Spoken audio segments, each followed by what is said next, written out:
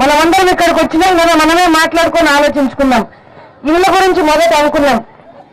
14 నుండి వడ్డీ రూపాయి పెట్టాలి. ఆ వడ్డీలన్నీ పెరిగి ఇప్పుడు అన్నీ పెరిగిపోయినాయి.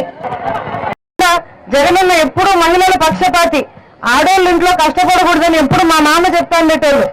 ఆడోళ్ళు సంతోషంగా ఉండాలా ఇంట్లో ఎప్పుడు అని జగన్ సార్ ఏం చెప్పినాడు. అందుకనే ఇల్లు కట్టించడమే కాకుండా ఇల్లు రిజిస్ట్రేషన్ ఎవరి పేరుతో పెట్టిస్తారన్నాడు. ఆడోళ్ళ పేరుతోనే ఇల్లు రిజిస్ట్రేషన్ చేస్తారు. ఇంతవరకు మనకు పట్టాలు ఇచ్చినారా? మన ఇళ్లకు మనకు పట్టాలు ఇచ్చినారా? జగనన్న మన ఇళ్లకు మనకే పట్టాలు ఇస్తానన్నాడు. ఆ పట్టాలు తీసుకొని మనం అవసరమైతే బ్యాంకులకు పోయి లోన్ పెట్టుకొని లోన్ తెచ్చుకోవచ్చు. అది మొదటిది. రెండోది, మన పిల్లలకు చదువు కావాలనుకుంటాం కదా, మనమంతా అనుకుంటాం కదా. ఇప్పుడు ఈ ప్రభుత్వంలో ఫీజు రీఎంబర్స్మెంట్ ఏమన్నా వచ్చిందా?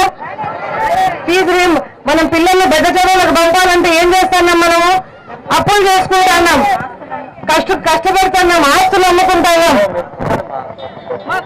అవునా కాదా? కష్టపడుతున్నాం కదా.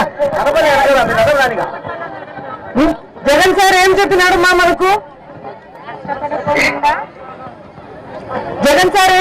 మనకు?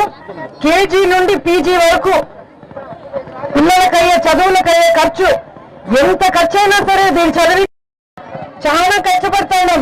నేను ఎంతో మందిని కలిసిన ఆరోగ్యం బాలేదమ్మా చేర్చుకోలేకుండామమ్మా అని.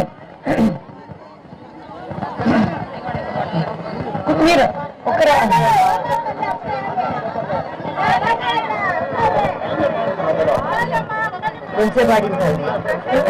జగనన్న వస్తే ఏం చెప్పినారు? ఆరోగ్యశ్రీ కింద 1000 రూపాయలకు మించి ఏం ఖర్చు అయినా సరే ఆరోగ్యానికి ప్రభుత్వమే భరిస్తుంది.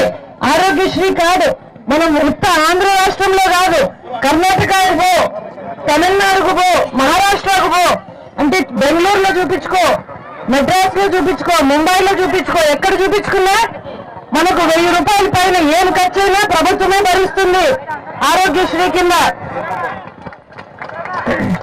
నాలుగోది, మనం అనుకున్నాం ఆడోళ్లకు కొంచెం ఆర్థిక స్వాతంత్రం.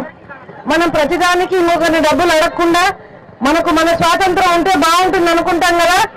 అవునా కదమ్మా? డ్వాక్రా వాళ్ళందరూ మనం అదే కదా అనుకుంటేది. అందుకనే కదా మనం పొదుపు సంఘాల్లో చేరేది. రవణ్ణి మొత్తం ఎక్స్ప్లెయిన్ చేసినాడు. మీకు రుణాలు మాఫీ చేస్తానన్నాడు. మాఫీ చేసినాడా? మాఫీ చేయలే. దాని మీద వడ్డీలు పెరిగిపోయినాయి. 14 నుండి వడ్డీ రూపాయి పెట్టాలి. ఆ వడ్డీలన్నీ పెరిగి ఇప్పుడు అన్నీ పెరిగిపోయినాయి. వడ్డీలు పెరిగినాయి. జగన్ ఏం చెప్పినాడు?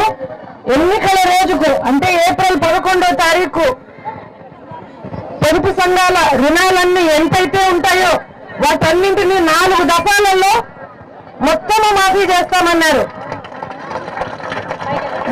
జగనన్న మాట ఇస్తే నమ్మచ్చా? జగనన్న మాట ఇస్తే నమ్మచ్చా? చంద్రబాబు మాట నమ్మచ్చా? నమ్మకూడదు, నమ్మలేము. మోసం చేస్తాడు ఆయన.